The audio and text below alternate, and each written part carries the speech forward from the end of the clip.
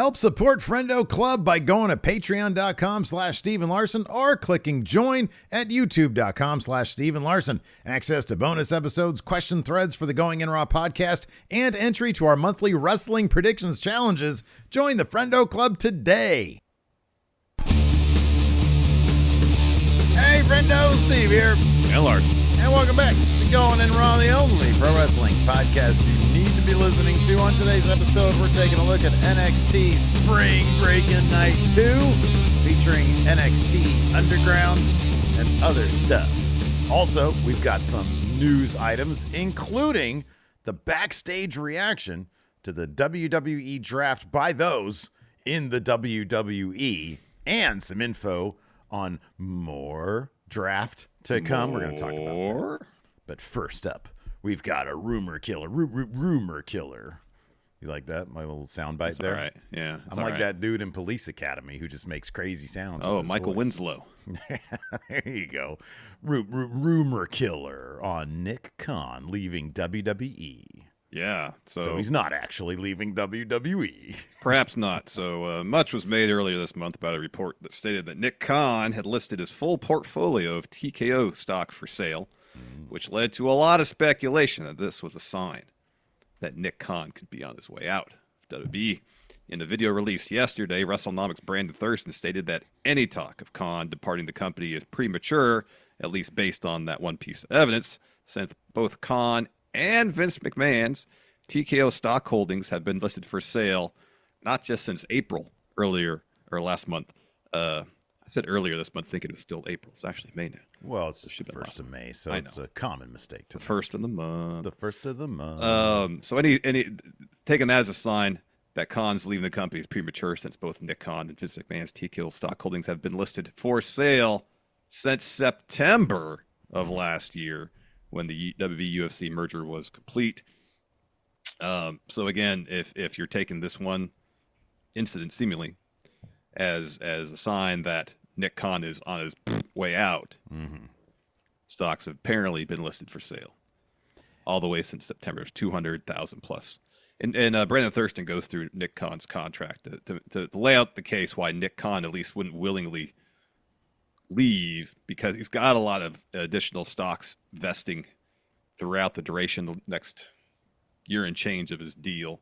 But I think the amount to like $15.6 million. Yeah.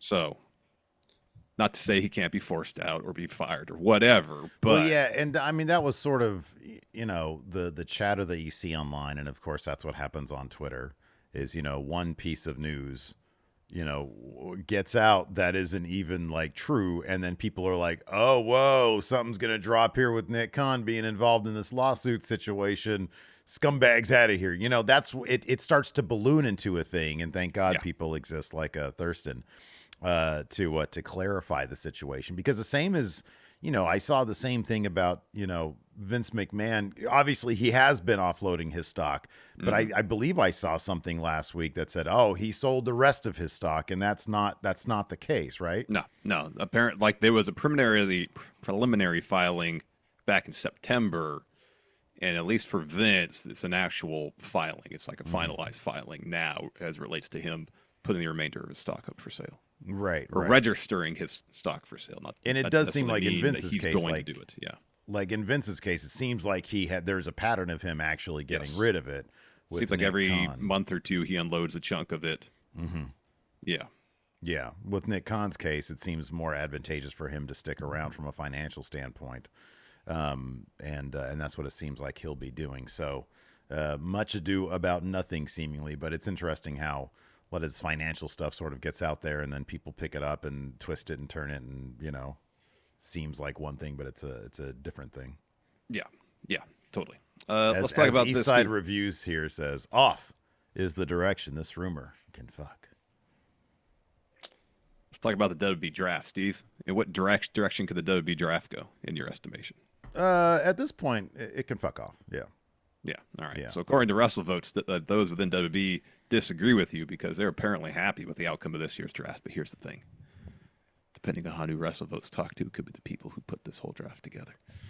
Oh, yeah. Well, yeah. But WrestleVotes did note that more moves could be forthcoming. This is what WrestleVotes tweeted. Quote, sources indicate that WWE is generally pleased with the draft results and how everything played out on TV. I've been told that they didn't want too much high-level shuffling as they were satisfied with the pre-draft breakdowns at the top of the card. Break it down. Generation X. It's worth mentioning that a trade or two is expected before Monday's roster locking deadline. Mm-hmm. Yeah. So we could get a trade or two to kind of shake things up a little bit. Here's the thing. If the rosters remain 90% the same, which I didn't look at the percentage, maybe it is that high, but there is some excitement about how the picks are made, just some measure of excitement about the whole draft process as it's broadcast on TV. I wouldn't really care if there's any shuffling of the rosters. I just want the draft to feel consequential and meaningful. Well, okay, so here's the thing. Enough pieces moved to keep the matchups fresh going until like next year's Rumble, basically. The way this is my belief. I think Triple H and company have got a pretty decent idea in terms of what he wants the major matchups to be at probably the rest of the pay-per-views throughout 2024. Oh, yeah. Barring some, like, somebody all of a sudden catches fire, then they can pivot or whatever. Or if there's some big fan backlash, right? Yeah. And or so swallow support, yes. Yeah. So I kind of feel like the moves that were made are simply to facilitate the stories they have in mind going forward without anything unnecessary. And to me, that's a stark difference, even though the draft probably didn't seem all that different from years past. That is my belief. And I think that's a big change from the way Vince did it in the past, which is just, let's shake things up, like, let's just make changes to make changes. And then they realize mid-show that, maybe Triple H shouldn't have moved brands. We're going to move him on back or, whatever. John Cena goes over here. Meanwhile, Batista's still champion over here. So clearly Batista's going to go the other way. Yeah. And so it feels more like strategy to facilitate creative heading into the rest of the year.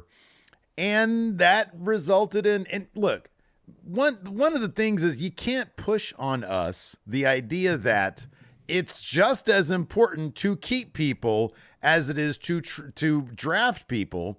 That might actually be true. I get it. It's boring. And we're not tuning in to be bored.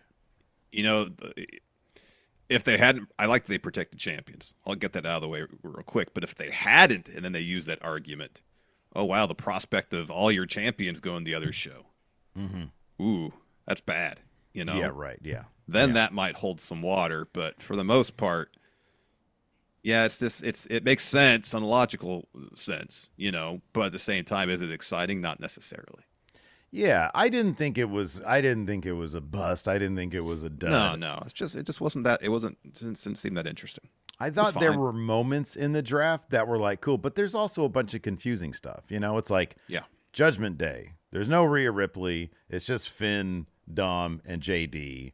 And then Damian Priest, he's staying because all the champions stay. It's just so, like, there's like little things that just sort of, and it's like, the little things people pay attention to. And I think for the most part, Triple H has, figured out that, okay, people kind of do appreciate the details, the logic, the motivations, that kind of stuff. And maybe with the draft, there's a lot going on there. Oh, and so some of those details are going to fall by the wayside. I mean, an interesting detail that was included was Carlito, who is obviously on the outs with the LWO, being drafted as a member of the LWO just to bring that feud over to Raw.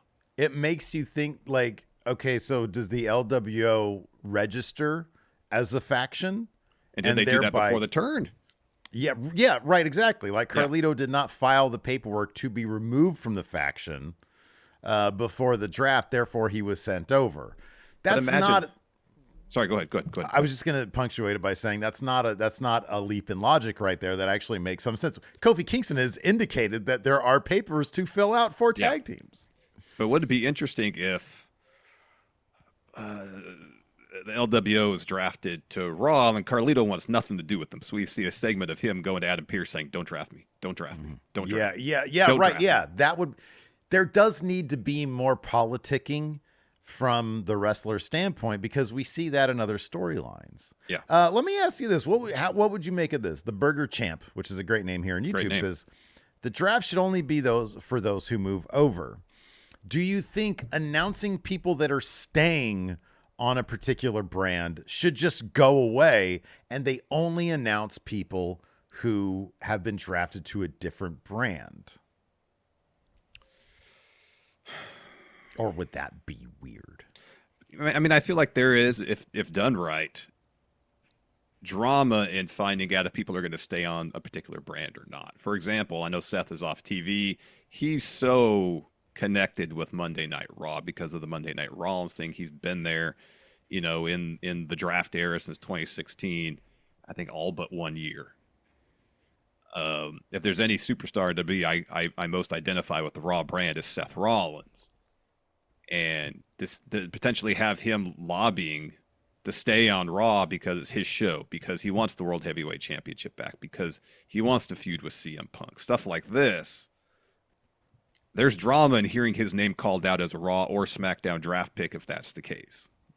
So I could see a reason to announce the picks regardless if they're swapping brands or not, if there's drama associated with those picks. But for the most part, it just seems like a formality. These superstars are going here. These superstars are going here. Here's a few change of brand. Here's a couple call-ups. You know, and like the really only emotional weight we got to the picks were the NXT ones, because those were very real emotional reactions to hearing their names called.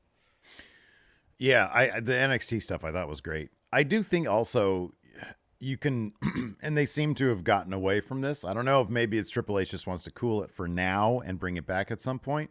But the idea of brand warfare, there was that 1 year, I think it was like 2016, when SmackDown and Raw felt like they gave a shit about being on those brands. Yeah. And maybe the idea of only doing a limited amount of, you know, that is so that these wrestlers can more over the years become associated with these brands, so that when they do a brand warfare type thing, it might actually be kind of cool and it might actually make some amount of sense and people would be down to see it, because that 1 year they did it and it was like really, really cool. Yeah, but also part of that, though, if that's to be the case, you can't have a whole lot of crossover between brands. Yeah, you can't really do that. It's got to be special situations. You got to treat them like exactly. Like, someone jump brands. Otherwise, I mean, it kind of limits the impact of the draft as a whole. When someone gets drafted one brand and 2 weeks later they're on the other.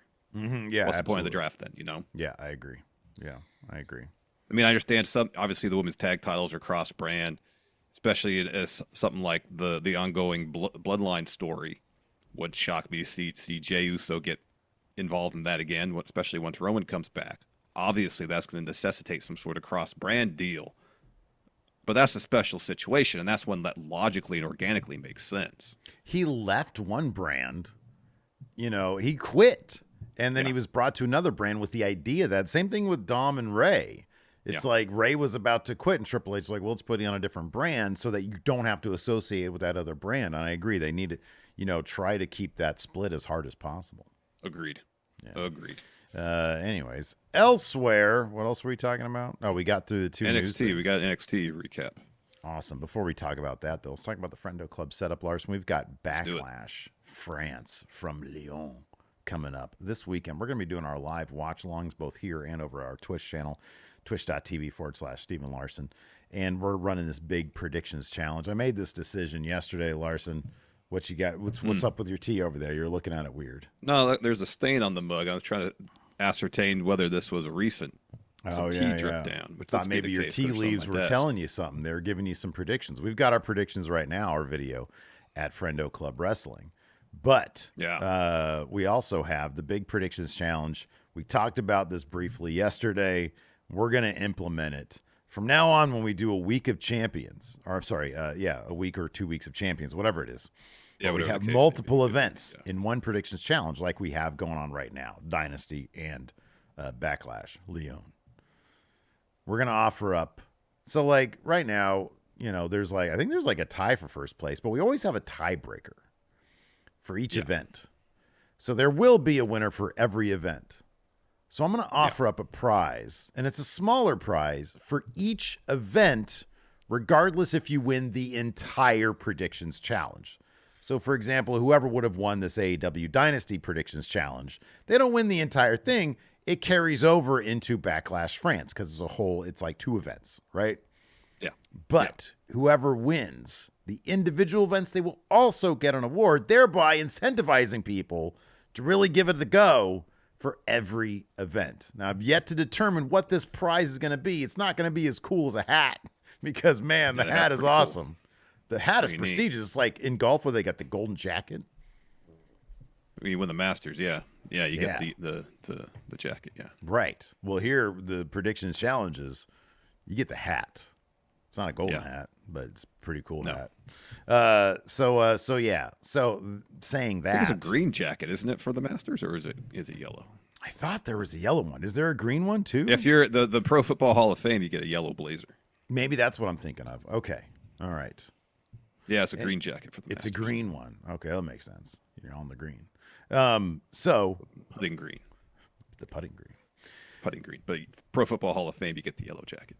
That's what I was thinking of. So there you go. Of course, we've got Backlash France coming up. Big predictions challenge. And the form's up right now. If you have the Friendo Club set up, you can get your picks in right now. Tons of prop bets. And yeah, it's going to be a wild because there's a lot of people just hovering right there towards that top spot. Yeah, let me see here. How many people are tied for first or within striking distance? So right now we got a 5-way tie for first. Wow. And then we got another, 13 people tied for second, including you and me. Oh my goodness gracious. And then we got a bunch more people.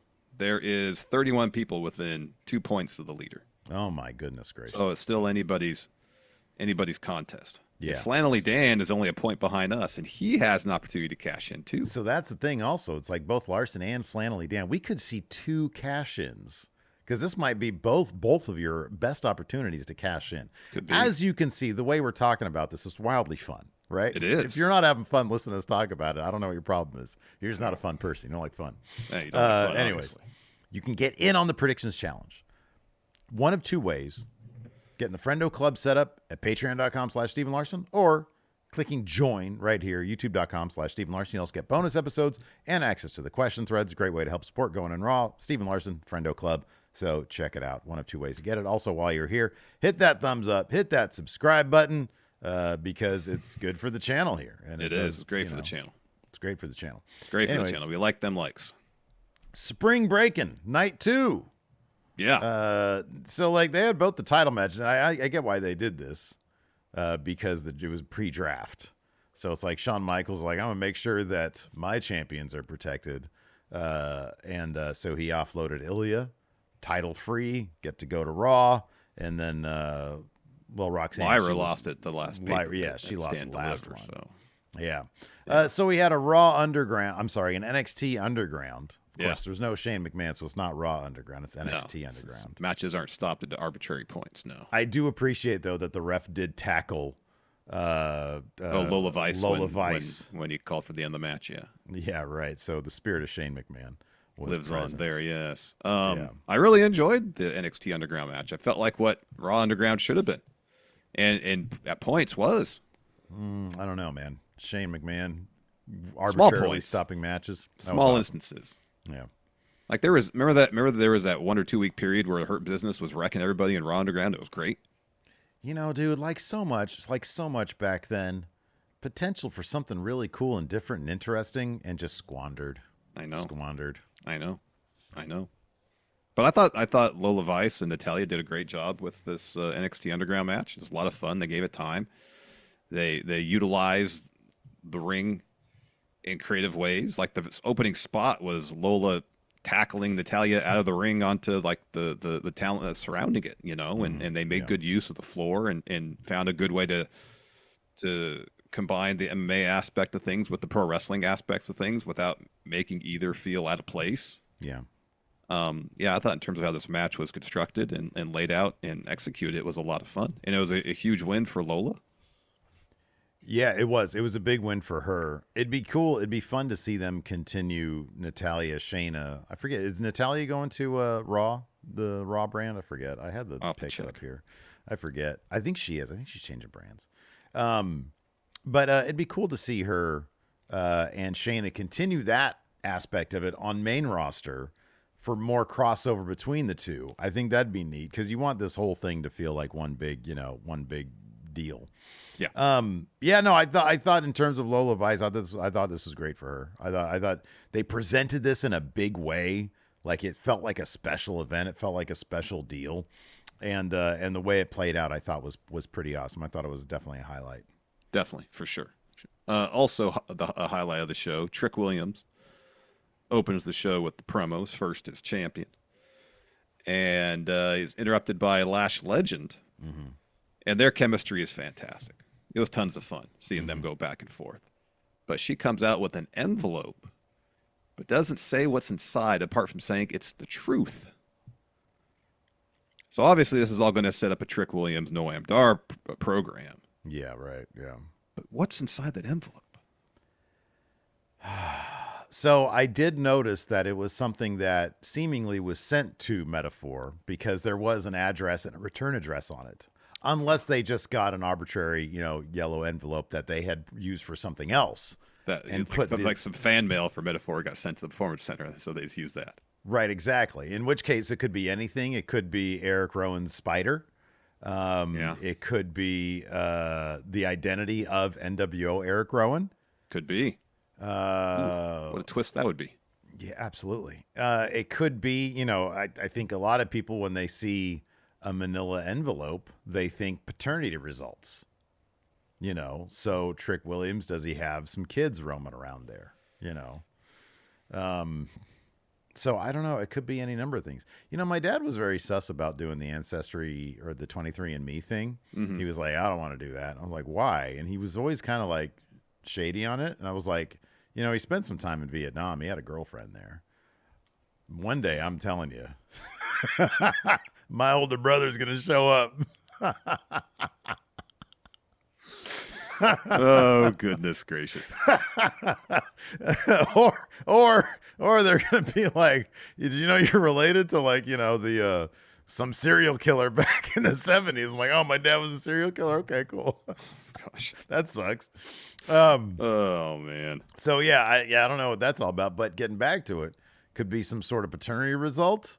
The truth. What could the truth be?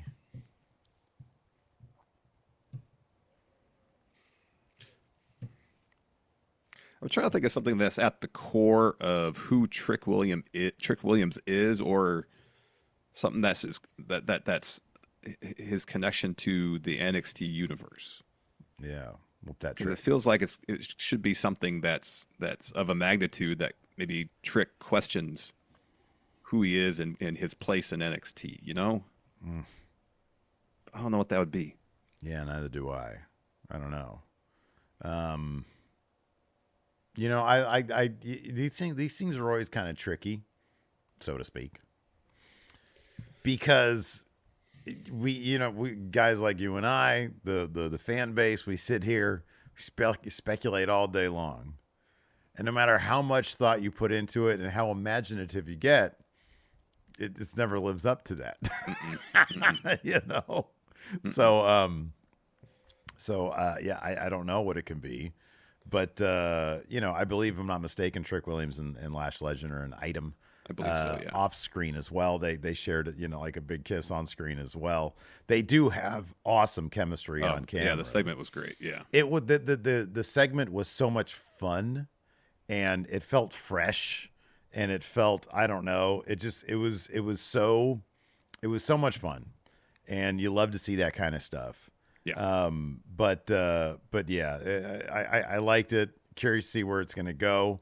There was a couple of really good teases. Trick and Obafemi had a little stare down as they crossed paths, and it's like, oh shit, when are they going to do that? Yeah. Not too soon, because that's going to be a passing of the guard. I could see Oba doing the Keith Lee thing, being a champ. I could see that. Totally. Yeah. So, but I don't think that's going to be for probably a little while. I would imagine. I wouldn't think that's for a while. Good tease, though. Good tease. Yeah, it was. Let's talk about Fallon Henley. Mm-hmm. She's been in NXT for a while. She was, with Briggs and Jensen way back when we did our first run, towards the tail end of our first run covering NXT. They helped her save her family's bar. And she's had enough of helping other people, and now she's looking out for number one, turning on Thea Hale and Chase U. I thought it was a pretty well executed segment. She made it pretty clear to Thea before Thea's match, I don't want to go out there. Mm-hmm. Yeah. I don't want to get involved in this anymore. Yeah. And Thea insisted. Fallon's out there, takes a kick for Thea. Thea wins the match, doesn't even go check on Fallon Henley. Too busy celebrating. Yeah. Chase U's ready to leave the ring without saying word one to Fallon Henley. She brings Thea back in, clobbers her. Fallon Henley justified.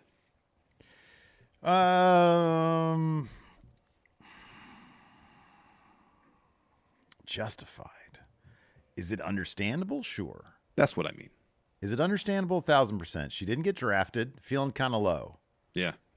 She doesn't have her crew anymore. Nope. Briggs is kind of a dork now. Yeah, he is. What's he's going to beat Obafemi. Get out of here with that. Like going Jensen up to Ivar. retired. Yeah, right. Yeah. Yeah, Jensen beat feet. He got out of there. He's going to show up in AEW Dark. And so she doesn't have it. It's not like, what is he going to go to Chase U? It seems like Ridge Holland's going to go to Chase U. Yeah, that's strange. Which is a little oddball. But yeah, I don't know. In terms of like justified, probably not. There's got to be some special circumstances for you to kick a person in their head. I feel bad for Thea Hale. She got a good win, but on the flip side, got sucker kicked in the head. Yeah. So all in all, kind of a wash of a day. Not gonna lie. Yeah, probably. She was pretty upset about it after the fact. Mm-hmm. Yeah. Last little bit we could talk about before going to the breakdown. Ava came to the ring and announced that at Battleground, the first women's North American champion will be crowned, just like the men's championship was, in a ladder match. Yeah, right. That's pretty cool. And so we saw. She said there's going to be a combine to determine 12 prospective participants in the ladder match. Those 12 will be involved in 6 qualifying matches. The winners of those matches will be in the ladder match. And we saw some prospective participants in said match during the course of the segment. You had Jada Parker, Soruka, Ariana Grace, and then Mia Yim. Mm-hmm. Yeah, making Mia her Yim's in return NXT now. to That's NXT. cool. Yeah. So, and then eventually the entire women's locker room emptied out to brawl. I feel like the combine is unfair. Like combine is for obviously incredibly athletic people. And as we see, like in the case of, for example, I don't know, like he's a dude, obviously, but Ivar, I don't know how well Ivar would perform in a combine situation. Well, I mean, it's I would think obviously from the perspective of strength. Yeah, well. Right. But the combine, he ain't going to be fast or jumping high. I don't know exactly what the combine will consist of in NXT, but like the NFL combine, it's how many times you could bench press 225 pounds. Okay. All right. It's a shuttle run. Mm-hmm. I think a 3-cone drill. There's the vertical test, and then there's the 40. Yeah. There might be other ones, but those are like the major ones. So and like out of those 4 too. things, somebody who's just like, a monster type character will perform well in one of them. You know what I mean? If he's got quick feet, he might be able to do the shuttle run. Brother, no, not compared to other. There's so many athletes there. And I'm just saying this because, what if there are people who are like, man, I think I'd be great North American champion material, inaugural women's North American championship material, but I'm not going to do well at the combine, but I can fight. I can fight really well. Yeah. I don't like it. I'm not going to lie. All right. At the same time, 12 spots is a lot. Yeah. Take it up with Heartbreak then, Steve. Yeah, right. Yeah. Take it up with Heartbreak. Well, one thing I like about it, because apparently at the Performance Center, they have like the record holders in various combine events. Mm-hmm. Yeah, right. Yeah. Yeah, or very, Yeah. There was a surprising name. What was it? Logan Paul was trying to beat. God, dude, who was it? Somebody will know. This was like, I think it was like a digital exclusive. He was at it was like a broad jump record or something like that, wasn't it? Yeah, and it was somebody really surprised. It might have been Ivar. I don't know. think It was somebody Ivar. really I surprising. think it was Ivar. It was Ivar on the long jump. So that, Yeah. yeah, I probably pulled that name from my subconscious because I know he did well in combine stuff. Yeah, yeah. Yeah, that's funny. That is funny. That is funny. Yeah, I always thought that was pretty cool that I think in the weight room they have the chart somewhere at the PC with. Oh, it was individual- Montez. No, people are saying it's Montez. That makes a lot more sense. Could you imagine Ivar doing a broad jump further than Montez? You never know. He's a really No, good man. athlete. No, that would be nuts. I would love to see that. All shit. right, Ivar was in second place though. What? Get out of here. No way. No, I Really? remember Ivar being high on some of those things and thinking, well, that's impressive. That's crazy. It is. Is Yeah, there people- footage of that? God, I want to see that. John Thon says, Montez was 1 and Ivar was 2. That's nuts. yeah. Yeah, there you go. And apparently, like, Bianca had a bunch of records at the Performance Center, and Lash Legend broke a lot of those. It's like, what do you call it? Is it the high jump? The thing? What is it when you have to clear the bar? That's the high jump, yeah. The high jump. It's like Bronson Reed doing the high jump. Yeah. Yeah. Oh, man. That's crazy. I need to see video of that. That's awesome. See if it exists. Yeah, Bianca killed, I think Bianca, set all the women's records at the Combine at the NXT Yeah, then thing. Lash Legend yeah. broke some of those, yeah. Oh, did she? Okay. Oh, that's fun. That's cool. All right. You know what? I'm turned around, man. I'm pro Combine. There you go. Yeah. I'm hoping we get to see some of this stuff because, we could have surprises. Oh, yeah. Here's the thing. I want this shit to be a shoot, man. Oh, heck yeah. You know? Yeah. Somebody super down, who the hell is this person? It's like, or the who's the girl in the family? What's her name? Rizzo. Yeah. Or somebody unlikely, Yeah, It's yeah. like Someone who just doesn't really comes in. maybe doesn't get a whole lot of ring time or Nikita long Lyon shows matches. up and does the broad jump. Just kills it. Oh. It's like, what the hell? White Brownie says back in 2019 they did a live stream of the Combine. That'd be cool to see. Yeah. That's That'd what be I'm awesome. talking about right there, man. That'd be awesome. Yeah. See, John Chambers says Brinley Reese, but she's all about working out. Yeah, I wouldn't be shocked at that one. But no, I like that. But it's like a low-level name that it's like, oh, my God. Yeah. Because you can create a star like that, with the legitimacy, Yeah. If someone has like a standout Combine performance. Yeah, right? Yeah, that's exciting. I want to see that. Jeffrey Nguyen says, I'd like to see Nikita do anything. Oh, man.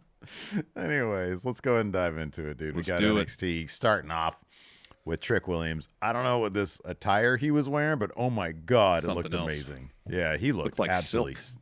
He looked stunning as a champion. Oh, yeah. So he comes to the ring. He says, check it out. Let's get straight to business. I talked about this. I dreamt about this. I prayed for this. We all wanted this. Trick Williams, your new NXT champ. He says, there's a lot of people around me to get right here to this moment. A lot of people I can't thank right now, but one person I'm going to focus on tonight, and that's Ilya Dragunov. We went to war multiple times. He pushed me to levels I didn't know was there. Ilya, thank you for everything you've done. Thank you for everything you did for NXT. And I speak on behalf of everybody. I say, Ilya, go do your thing. Raw got a good one. But as far as NXT, we're entering a new era, and he called that era the Whoop That Era. Of course, it got the crowd chanting Whoop That Era. He says, and I guarantee in this Whoop That Era, we'll continue to break records and we'll continue to make history. That brings out Lash Legend. Yes. And she's carrying an envelope. She has an envelope. And she says, congratulations. I just had to come out here and let you know that you did your thing last week. And guess what? You're now the NXT champion. Let's talk about it. So, Trick, she's like, could you, would you please? And so Trick lowers the middle rope so she can get in the ring. And Lash says, you're such a gentleman. Not only that, but the hottest superstar here in NXT. So I know you're feeling yourself. You got the entire NXT and WWE universe rocking with you, right? And so Trick says, whoa, hold on, Miss Legend. We aren't going to act like last time you were out here and you didn't try to smack me in the face. Now I got a little gold around my waist, and you want a taste, don't you? And Lash says, he's so slick. And this is hilarious because it's two mid-40-year-olds trying to replicate this fucking promo. I know. And Lash says, now hold on, Shrek. Don't even go there because, And then Trick interrupts again. It says, oh, I know exactly what your type is. You think I'm your little Reese's cup, don't you? I bet you want to take the gold off and get straight to the chocolate on the inside, don't you? That was a terrific line, man. Well, That then was Lash awesome. says, well, Mr. Trick, you should know that I don't like Reese's Cups. I like Kit Kat chocolate bars. And the Trick says, well, let me break you off then. Oh my goodness. And she is going crazy at all these euphemisms here. Oof. So she collects herself and says, now, wait a minute. That's enough. See, that's your problem. You got your head all in the clouds. You're not focusing, but I got something for you right here. So Trick says, well, what's in the envelope? And Lash says, well, what I got here in this envelope is the truth. All jokes aside, enjoy your NXT title run because soon it's going to come all crashing down and things are going to get really, really hot.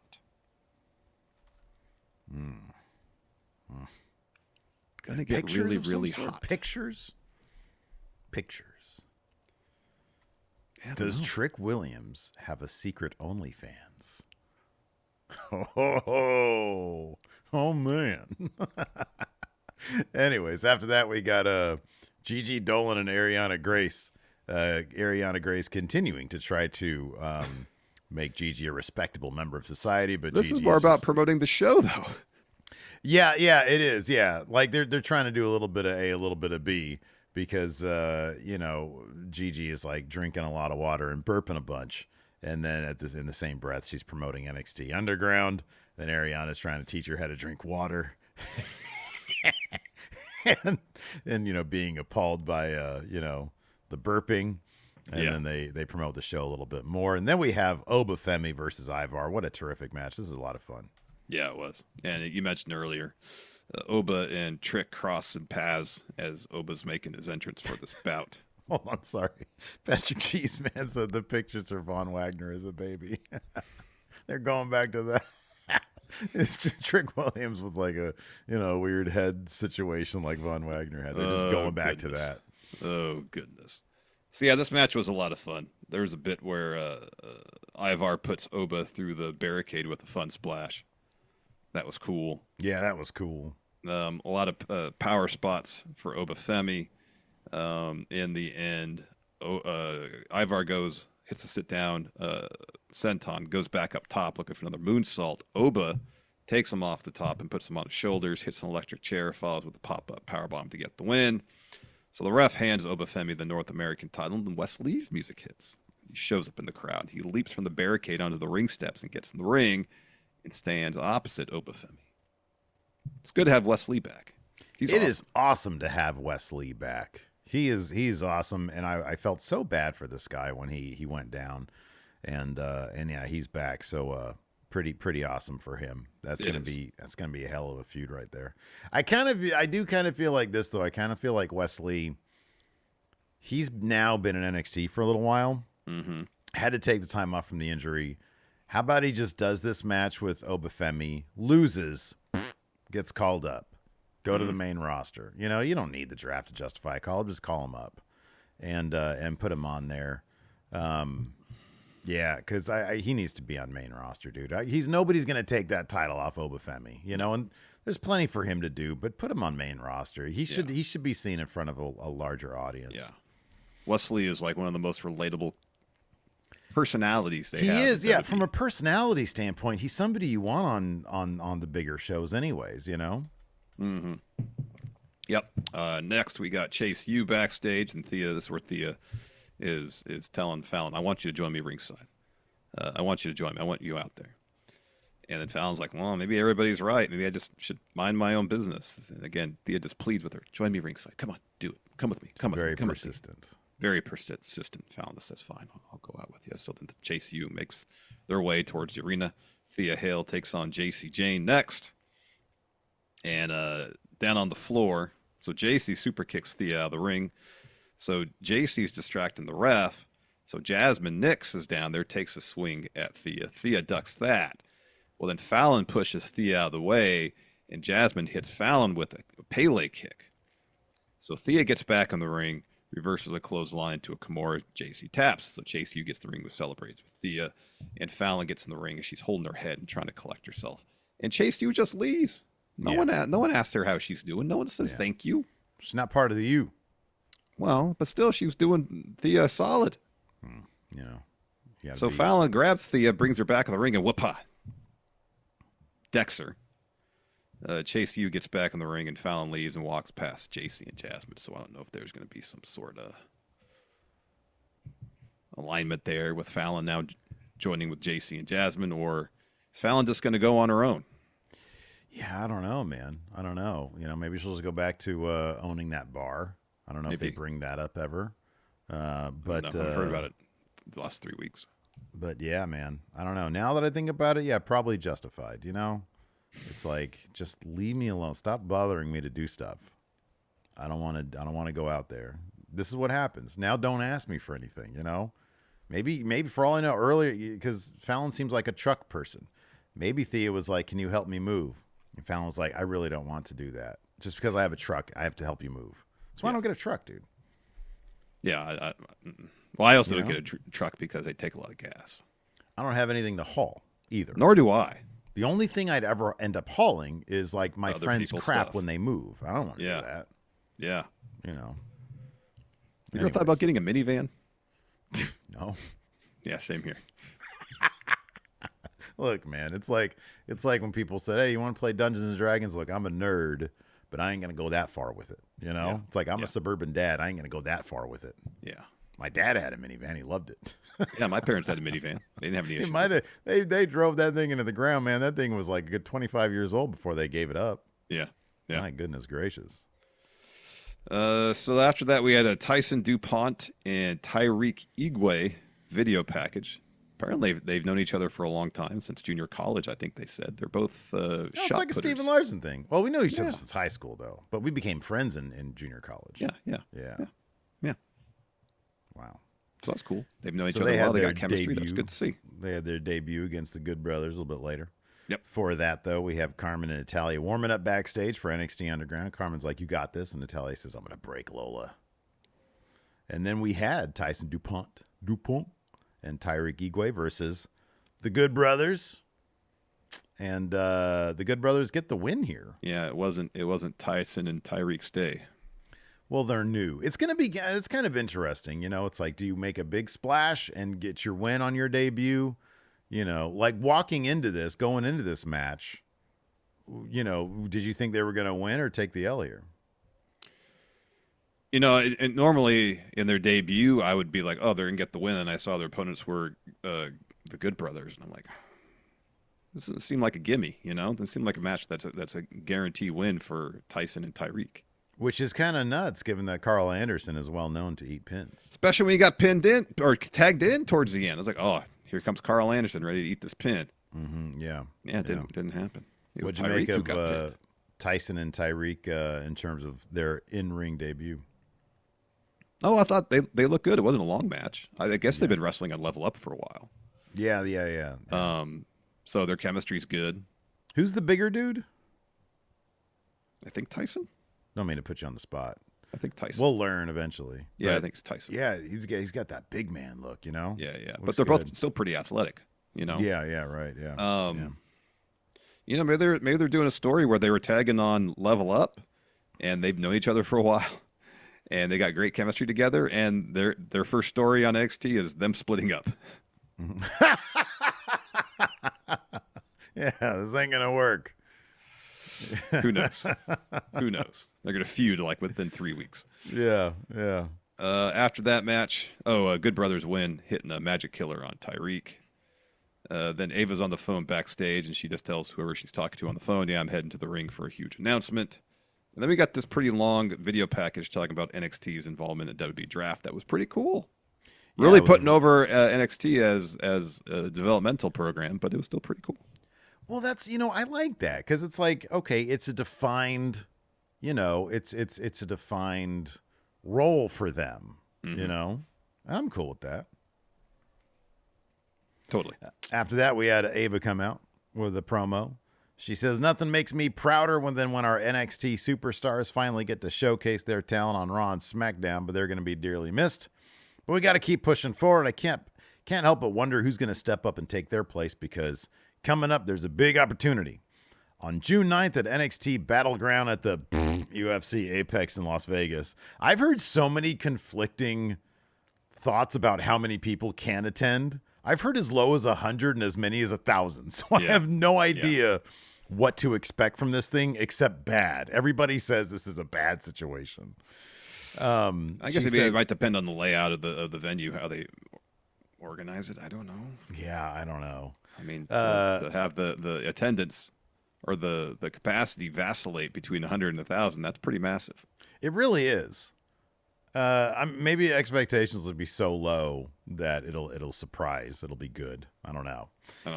Anyway, she says there we're going to crown the first ever women's North American NXT champion, and that champion will be crowned the same way the men's are going to be, or was rather, in a ladder match. Classic match that was, by the way. She says, now, beginning next week, our female roster will compete in a combine, and the 12 superstars that impress the most will have 6 qualifying matches. Those 6 winners will go to be in the ladder match, and then that brings out Jada Parker, who makes her case for it, which brings out Saruka, which makes her case. Ariana Grace comes out next. Mia Yim comes out next. And then a big brawl breaks out. So it was one of those things where everybody just comes out, they sort of say, their stuff, and then a brawl breaks out. Nothing really, Nothing. Yeah. Then we got Nathan Frazier and Axiom warming up backstage. Street Profits walk up and, on one hand, kind of warn them, hey, AOP, they're tough. You're going to be hurting tomorrow, but at the same time, never slow down. They try to give him a bit of a rah-rah speech in advance of their tag title match coming up here. Things end up going pretty well for Frazier and Axiom later on. So then we got Lola Vice. She's warming up with Shayna, and Shayna's like, hey, you should get some groundwork in because Natalya knows her submissions. And Lola's like, pfft. No need when you got the fastest hands in NXT. Mm-hmm. Yeah. So then we got Shawn Spears taking on Ridge Holland. Thought Ridge Holland retired or was going to take a step away like a month and a half ago, and now he's a full-time competitor again. I don't think it's happening anymore, yeah. It seemed like Shawn Spears was trying to unlock something within Ridge Holland, and we got close to that when Ridge kind of traps Spears in the rope and starts hitting him with a bunch of shots and kicks and stuff, and then he hits a DVD in the corner and follows with his new finisher, which is like a capture DDT to get the win. Mm-hmm. Yeah. Yeah, well, I guess we'll see what happens. He's still, how do I say this being tactfully? He still just seems like he's a bit on the awkwardy side in the ring, I don't mean to be rude. He's got a great look to him. And I actually kind of appreciate, who he is as a character. It's a bit confusing what they're doing with him. It's is he clumsy? Does he have, a weird, superstitious bad luck type situation going on? I don't know exactly, but he's got a good presence about him, Yeah. And I hope they figure out what they're trying to figure out with him. Yeah. But yeah, I don't know. It's still, I don't know. We'll see. Next, Roxanne's out front of Ava's office, just yelling at her. Yeah. Complains about not being drafted. And she says, Ava, this is your fault. And Ava's like, champions were protected, so you not getting drafted has nothing to do with me, but I actually brought you here because it's something I want to talk to you about. And Roxanne's like, I don't want to hear it. So she leaves. And so Ava turns towards the door of her office, which is cracked a little bit, and says, we're going to have to talk about this later. So we got to find out who the person is. We do find out, but a little bit later. First, yes. Briggs walks up to Ivar in the trainer's room, and he's like, hey, man, now that you've figured out you couldn't do it, my ribs are good. I'm gonna go beat that guy, Obafemi. And Ivar's like, I'm not done with him. It's like, what? So Wes Lee steps in. He's like, are we good? And he's like, kudos to both of you for trying to take my North American title from Femi. And Briggs is like, hey, man, what are you cutting in front of the line for me for? You need to pack your bags and leave. And then Wes Lee's like, all right, I did not deserve that disrespect. He's like shocked this guy went so hard on him in just a moment's notice. I know. He says, look, I don't need to cut in line for my shot. I'll just beat you for my shot. And then Ivar's like, I'm not done with Obafemi. Poor Wesley. He's just stepping into a mess here, man. Yep. Then we got a Final Testament promo. And Paul Ellering, I love this first line. WWE wrestling divisions. I know. Wasn't that great? It was pretty great. You're all living on borrowed time. The author's paying the Final Testament. We're coming for all the titles. You saw what we did Friday. That was just beginning NXT Get Ready. WWE wrestling divisions. Oh, that was so good. Laughed. Oh, that was good. After that, we had the D'Angelo family driving around in what looked like a 2017 CarMax $22,000 car. They're just stuffed into this car, man. They really are. And everybody except for Tony is wearing like normal clothes, and Tony's got on this ridiculous Got the suit on, I know. Hey, are we gonna go to Waffle House? We just gonna stop off at the Wawa? Where we going? Anyways, he just talks about taking the Heritage Cup from Charlie Dempsey. Tells Stax to talk to Ava to set it up. Stax is like, is there anything else I can handle for you? And he's like, I want all footage of the Heritage Cup matches. He's like, they're all available on Peacock. You can just go back and watch them.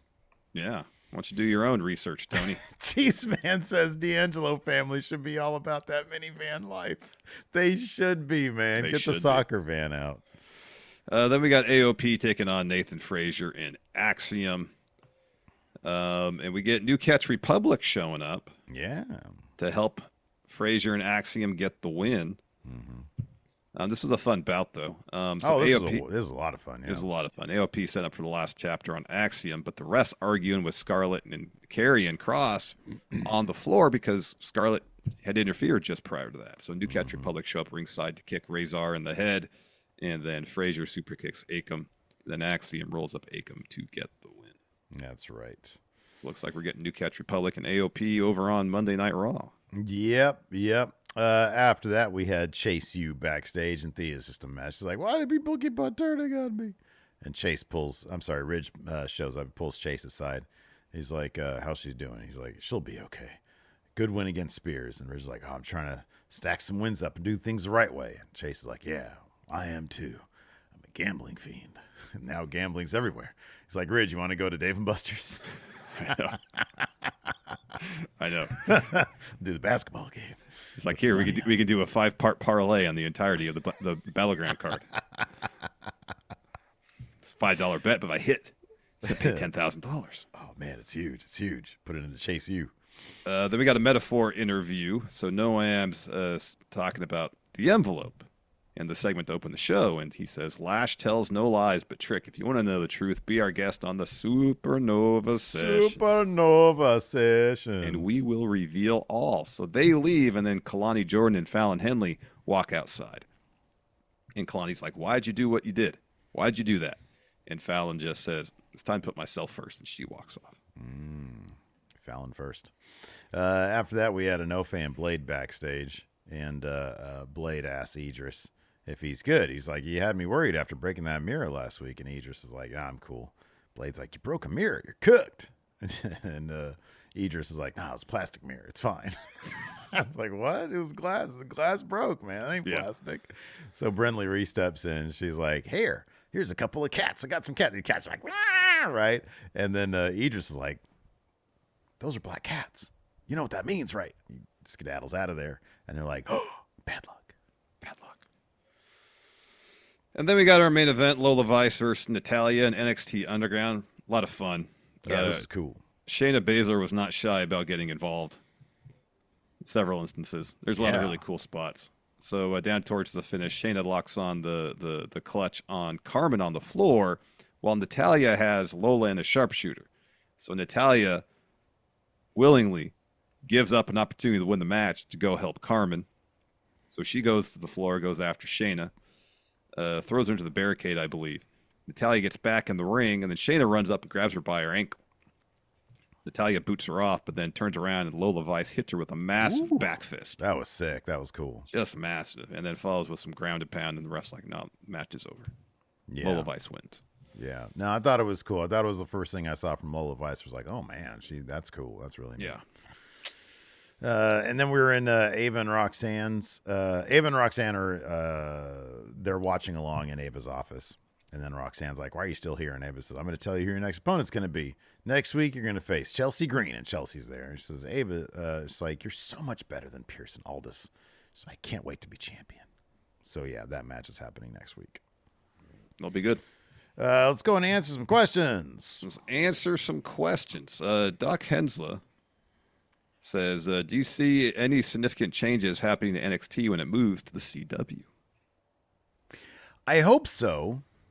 I hope so. I hope like a presentation change. I hope like a visual rebrand would be nice. Take it on the road. That'd be cool too. That'd be awesome. Yeah. White Brownie says, do you see the whole Ava and Roxanne storyline leading to the eventual debut of Julia? Is that what they're building to here? Oh, maybe. Could be. Could be. Justin Sider says, are there any wrestlers that you initially thought were taller or shorter? And Justin says, I thought Tama Tonga would be taller. Yeah, Tama Tonga's not super tall. Most wrestlers, because their build height is not usually what their actual height is. When you actually see them in person, are generally shorter than you think they are. So the one name that sort of sticks out to me is Seth Rollins, because he has like, I don't know, because he's had so many promos with, he's been in so many feuds with, he was around Brock Lesnar forever. He was around Roman Reigns. Those are two legitimately tall guys. Seth, I thought, would be shorter than he is, but he's 6'2". He's like a tall guy. 6'2". Same with CM Punk for that matter. And Dean Ambrose, John Moxley, is another name that is taller than you think he is. They're all WWE size. Yeah. That's a real thing. Sheamus is a big dude too. Yeah. Miz is tall. Miz is tall. He's surprisingly tall. Yeah. But like we met AJ Styles, it's not that tall. No, but you know what? Just the way he carries himself and the fact that it's AJ, makes him seem taller. He's Sometimes stout. He's thick. Yeah, he is. Yeah. And that was before he got super huge when we met him. Yeah, that was a while ago. Roy Costin says, when Drew re-signed with WWE, The Rock got him a sword. What would both of you demand as a signing bonus? The Bullet car. I think it was like a 71 Mustang. Oh, SS. Yeah. You've mentioned that a few times. I want the Bullet car. You want the Bullet car. Yeah. Or like a on-camera used model of the Enterprise. I want a personal indoor full court basketball court. Can I I have access to that court, please? Of course. I mean, you need to gain permission for me to use it, but yes, you can't use it at any time. Every time, or just blanket one-time permission gets me Well, you access? should check in. Hey, is it good if I come by? Yeah. Oh, I'll do that. I have no problem with Yes, that. otherwise fine. I mean, I don't necessarily have the space on my property to accommodate such a structure. You need a house to go along with that. So I'll need more land, yes. I saw on Twitter today somebody posted a link for like this Italian villa. It's like a 12... It's like a vineyard type situation. It was like 12 rooms in this thing. It's only for like $200,000 American. Yeah. Does it need a lot of work? I would imagine so, but like the pictures, like the pictures showed like maybe 3 of the rooms out of the 12. Oh, yeah. So you got to figure the rest. So you probably need a pump next to it, but still, boy, pretty awesome. Yeah, could be. Let's see. Andre Zimpel asking, do we believe in Joe Hendry? Of course. Yeah. Blake Whitehouse also wants to know, how well would Joe Hendry do in NXT? Oh, he'd be wildly over. Oh, fantastic. Yeah, absolutely. Oh, this is a good question. I think he's got the #1 single in England right now. I think so. Timemore here asks, what vocation would transfer its skills over the most into wrestling?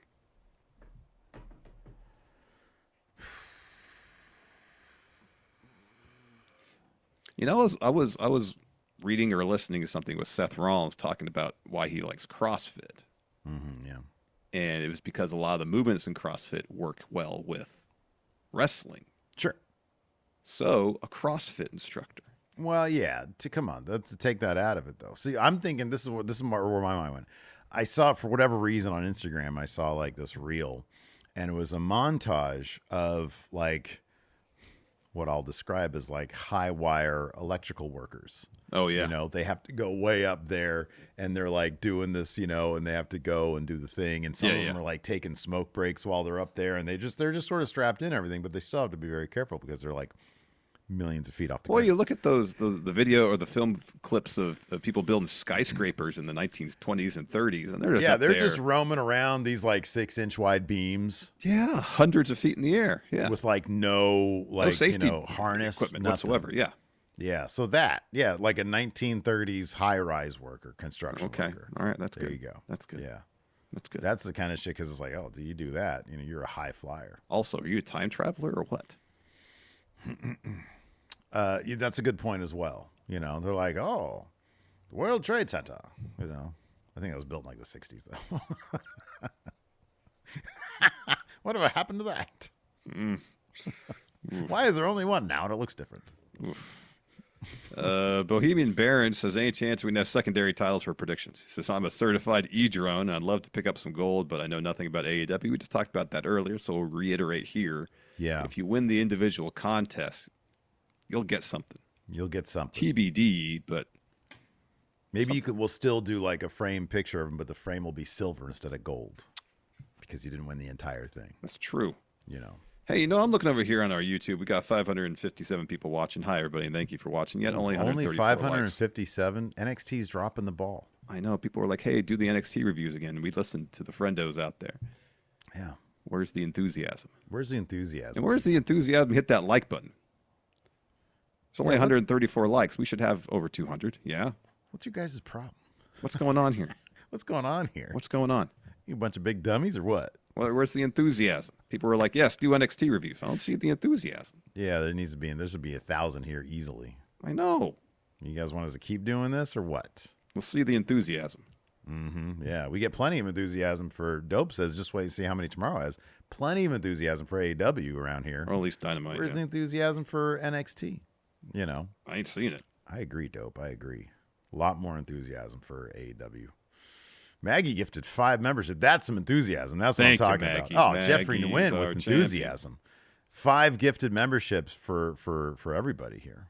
Thank you, Jeffrey. Thank you, Maggie. My goodness. Thank you, both of you. That was so nice. So, yeah, there we go. Maggie says memberships for enthusiasm grifting. There we go. We're up to 157 likes. We just need about 50 more. Come on. Dope says Tuesday at 11 a.m. is a bad slot. That's the problem here. We're up against, listen, we're up against Wheel of Fortune.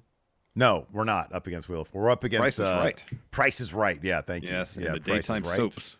The daytime soaps. So this gnarly point, Young and the competition Restless might here. be on. Gnarly competition. I know. I'm sure there's some sort of courtroom show, too. See, what we need, Mr. Dope, is a good lead-in. You get a good lead-in, and then the numbers are up. Oh, we didn't talk about this. The numbers for Collision this week, it was over 600,000. Apparently the lead-in from NBA into the opening of Collision was relatively solid. Yeah. Like, yeah, it did really well. Do you think that was like a wise move then?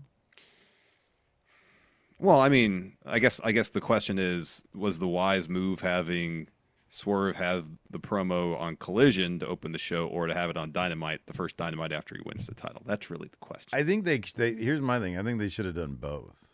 Yeah, they totally could have. Yeah, I think you could have had your cake and eat it too. I think they should have done both. The drop off, and this is understandable. The drop off was gnarly.